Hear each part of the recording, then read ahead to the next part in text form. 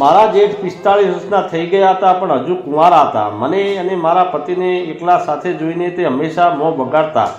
મારા પતિ જ્યારે પણ ક્યાંક બહાર જતા ત્યારે ભાઈ સાહેબ જ્યારે પણ તક મળે ત્યારે મને તેમના રૂમમાં બોલાવતા અથવા મોડી રાત સુધી મારા રૂમમાં આવતા. એક વખત મારા પતિ ઘરે ન હતા અને તે મારા રૂમમાં આવ્યા અને કહેવા લાગ્યા, તારી સાથે તો આજે મારું નામ મિત્તલ છે. મારા લગ્નને માંડ 1 મહિનો થયો હતો. આખા મહિના દરમિયાન મેં મારા પતિ પાસેથી જે કંઈ માંગ્યું તે મારી પાસે લાવતા. પહેલાં તે મને કહેતા કે મારા ભાઈને પૂછી લઈશ, આવીશ, હું મારા ભાઈ પાસેથી પૈસા લઈ લઈશ. હું મારા પતિ તેના મોટા ભાઈને પૂછીને જ બધું કરતા હતા. મારા પતિ નાના હતા જ્યારે અશોક મોટા ભાઈ હતો અને તેણે લગ્ન પણ કર્યા ન હતા. મેં મારા પતિ વિજયને ઘણી વખત તેના ભાઈના લગ્ન કરવાનું કારણ પૂછ્યું, પણ તેને કહ્યું કે મને પણ આજ સુધી તેને આનું કારણ જણાવ્યું નથી. ભાઈ લગ્ન કરવા માંગતા ન હતા, તેથી જ માતાએ મારા લગ્ન કરાવ્યા. જેઠજી હવે 45 વર્ષના હતા. ધીમે ધીમે મને સમજાવવા લાગ્યું કે મારા સાસરિયાનું આખી મિલકત મારા જેઠની જ છે. તેણે પોતાની કંપની સ્થાપિત હતી અને મારા પતિ તેમના ભાઈની કંપનીમાં કામ કરતા હતા. સીધા શબ્દોમાં કહીએ તો તે તેના નાના ભાઈની કંપનીમાં રૂચલા કરતા હતા.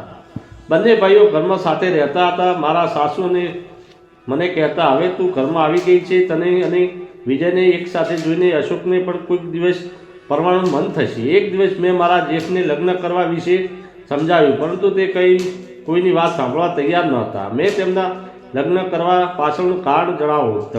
ઘણીવાર પ્રયત્ન કર્યા પછી મને કંઈ મળ્યું નહીં. 1 મહિનામાં હું મારા સાસરીએ એડજસ્ટ થઈ ગઈ હતી. સસરાની જગ્યાએ મારા જેઠ હતા. તેને મને ક્યારેય કોઈ પણ વાત માટે રોકી ન હતી. એકવાર જેઠજીએ થોડો તાવ આવ્યો, ત્યારબાદ 4-5 દિવસ ઘરે સારવાર કરીને તે ઓફિસ જતા હતા. થોડા સમયમાં સામાન્ય તાવ મેલેરિયા ફેલાઈ ગયો હતો. તરત જ ભાઈને હોસ્પિટલમાં દાખલ કરવા પડ્યા. 10 દિવસ પછી ભાઈને હોસ્પિટલમાંથી રજા આપવામાં આવી અને ઘરે અને હોસ્પિટલના કારણે હું ખૂબ થાકી ગઈ હતી. ઘરમાં કામ કરવા માટે એક નોકરાણી હતી, પરંતુ પરિવારના સભ્યોએ મારા દ્વારા બનાવેલું ભોજન વધુ પસંદ હતું. નોકરાણીએ બનાવેલી ચા પણ કોઈ પીતું નહીં. સાસુએ મને એક રોટલી પણ ના બનાવી દીધી હતી. તે દિવસે મેં મારી સાસુને કહ્યું, માં, ઘરે વિજય માટે બીજું જમવાનું બનાવવું છે. હવે ભાઈ માટે બીજું ભોજન તૈયાર કરવું પડશે.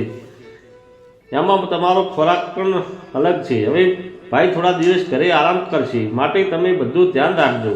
ત્યારે સાસુએ કહ્યું, મિત્તલ, તું હજુ જુવાન છે, આટલી જલ્દી થાકી ગઈ? તને મારા જેટલી ઉંમરમાં તું કેટલું કામ કર્યું છે, તું અનુમાન પણ નથી કરી શકતી. તમારા કામમાં તમને મદદ કરવા માટે ઘરમાં એક નોકરાણી છે. તમે આટલા થાક કેમ અનુભવો છો?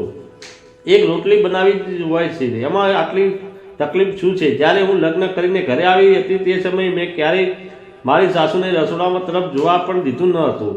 હું બધું થાકી ગઈ હતી. મારે થોડા દિવસો માટે મારી બહેનના ઘરે જવાનું છે. આના પર મેં કહ્યું, ઠીક છે સાસુમાં, એક પણ કામને હાથ લગાડશો નહીં. તમારે જ્યાં જવું હોય ત્યાં જલ્દી જાઓ.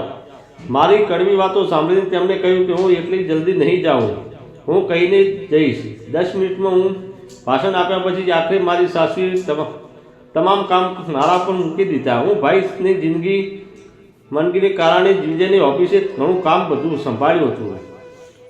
ભાઈ સાહેબની માંદગી દરમિયાન હું આખો દિવસ તેમની સાથે બેસતી હતી, કારણ કે તેમને ગમે ત્યારે કંઈ પણ જરૂર પડી શકે છે. મેં તેમને મારા પોતાના હાથે ખોરાક પણ ખવડાવ્યો હતો. ભાઈ સાહેબ તેમની સ્થિતિને કારણે આખા અઠવાડિયાની રજા લીધી હતી અને અઠવાડિયાના 3 દિવસ વીતી ગયા હતા. છેલ્લા 3 દિવસમાં મેં મારા જેઠની ખૂબ જ કાળજી લીધી. મારી વાત સાંભળી ભાઈ સાહેબ એટલા પ્રભાવિત થયા કે 3 દિવસમાં તેમણે પૂછ્યું, તારે શું જોઈએ છે? તમને જે જોઈએ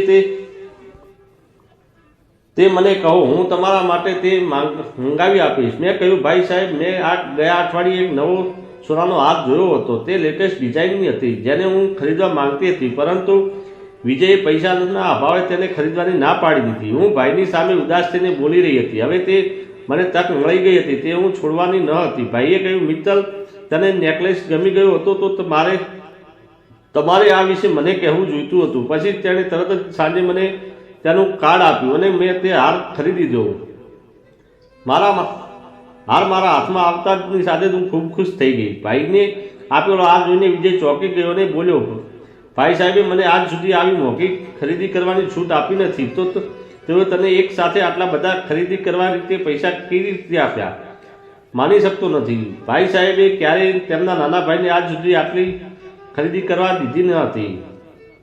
માંદગીના કારણે ભાઈ ઓફિસે જઈ રહી શકતા ન હતા. કંપનીની મહેનત બેઠક હતી, તેમણે પણ બીજા શહેરમાં હતી.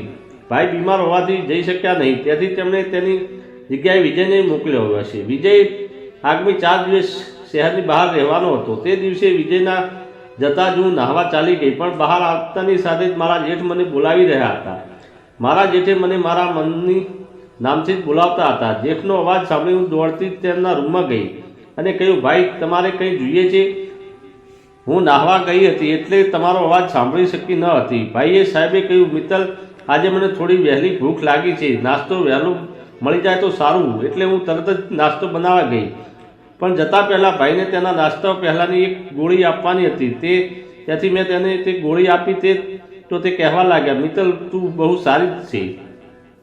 આ સાંભળીને હું તેમની સામે હસી અને તરત જ નાસ્તો તૈયાર કરવા ગઈ. આજે નાસ્તામાં મેં તેની પસંદનો ગાજરનો હલવો બનાવ્યો હતો. તે હંમેશા મારા હાથના ગાજરના હલવાથી પ્રશંસા કરતા હતા. આજે તે ખૂબ જ વખાણ કરી રહ્યા હતા. બીમાર હોવાથી હું તેમને મારા હાથે ખવડાવવાની અને પછી તેમને કહ્યું, મિત્તલ, મારી પત્ની પણ મારા જેવી જ હોવી જોઈતી હતી. તેમની વાત સાંભળીને હું ખુશ થઈ ગઈ, કારણ કે તે લગ્ન માટે તૈયાર હતા.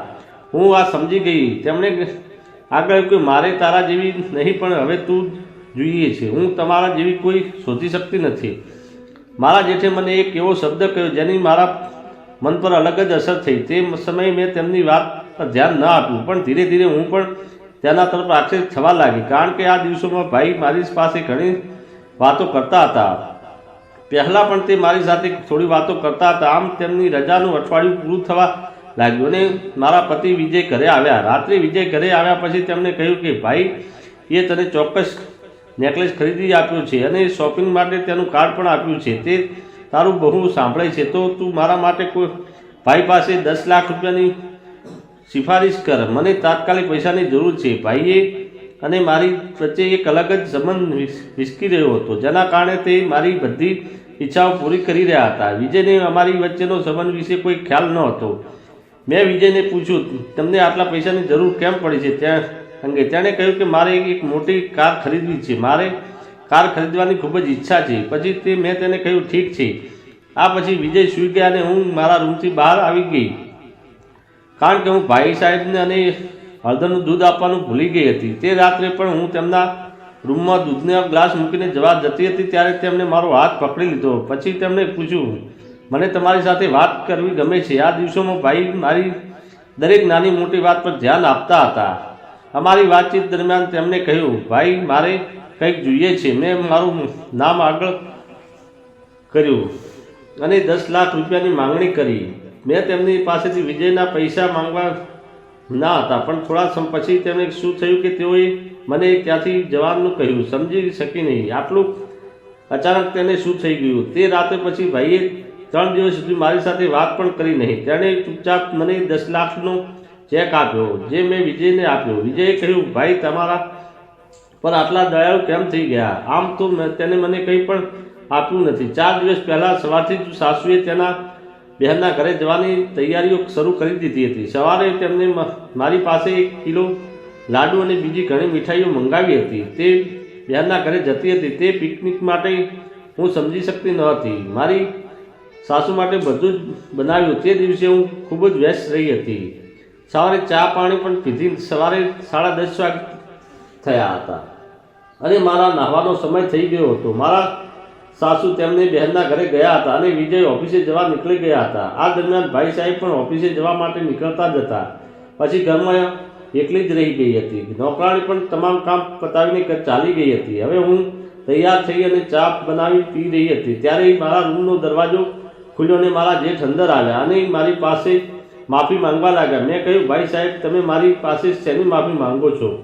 તો તેને કહ્યું કે તે રાત્રે તમે હળદરવાળું દૂધ આપવા આવ્યા હતા ત્યારે મેં તમારી સાથે ખૂબ જ ખરાબ વર્તન કર્યું હતું અને તમે રૂમની બહાર નીકળી ગયા.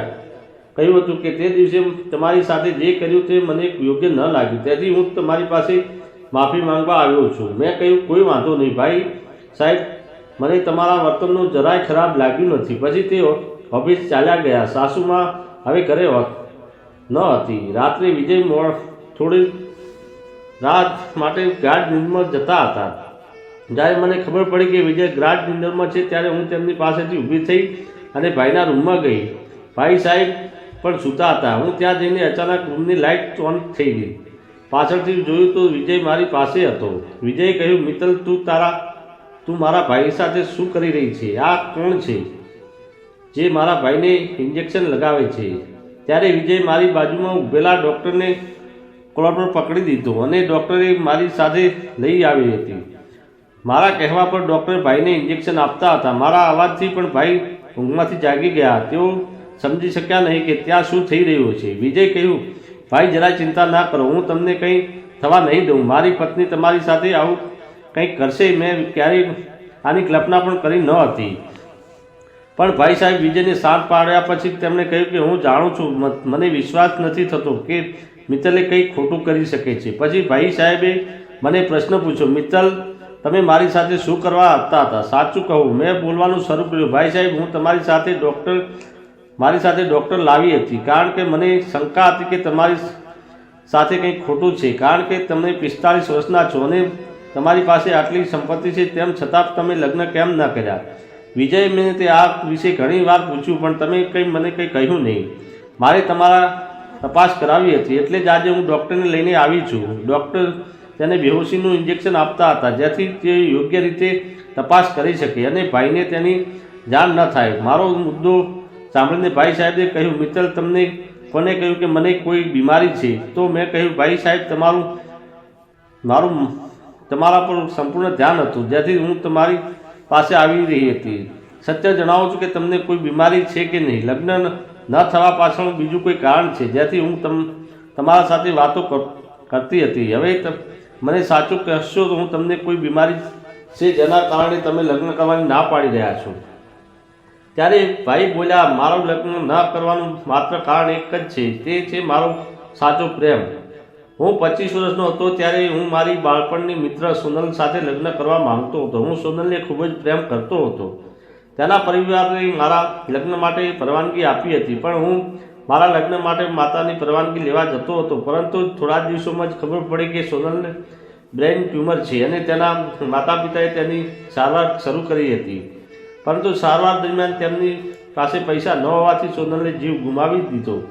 તે સમયે મારી પાસે મારા પ્રેમનો બચાવવા માટે પૂરતા પૈસા ન હતા. એ દિવસથી મેં મારા મનથી લગ્નનો વિચાર કાઢી નાખ્યો અને પૈસા કમાવાનું શરૂ કર્યું.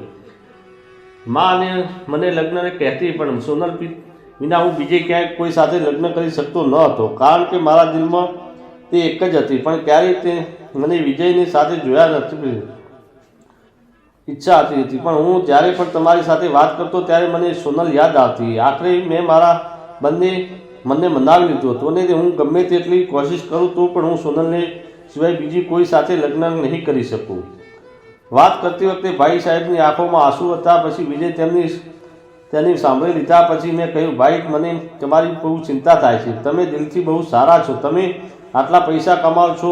તમે તમારા નાના ભાઈને પણ સાચો રસ્તો બતાવો છો. કાલે અમારા બાળકો તમને મોટા પપ્પા કહેશે. હા, પપ્પા નહીં કહે. તમારું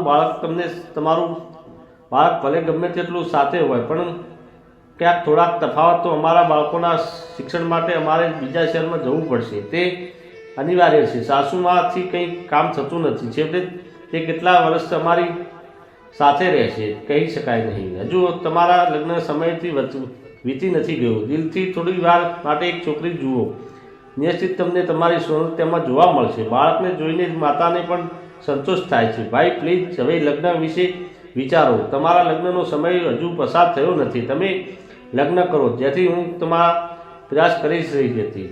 વાત પૂરી થતાં જ વિજય મારી પાસે અને ભાઈ પાસે માફી માંગવા લાગ્યો. તેણે કહ્યું કે મને માફ કરજો, હું તમને ખોટો સમજતો હતો. મારો મોટો ભાઈ જે મારી પાસેથી પૈસાનો હિસાબ લે છે તે એક શબ્દ પણ તેમને બધું કહી રહ્યું હતું આપે છે. હું આ સમજી શક્યો ન હતો. ભાઈએ તેમને 10 લાખનો ચેક પણ આપ્યો હતો અને કંઈ કાર નથી લેવી. હું મારી પરીક્ષા કરતો હતો કે ભાઈ તને આટલી મોટી રકમ આપે છે કે નહીં.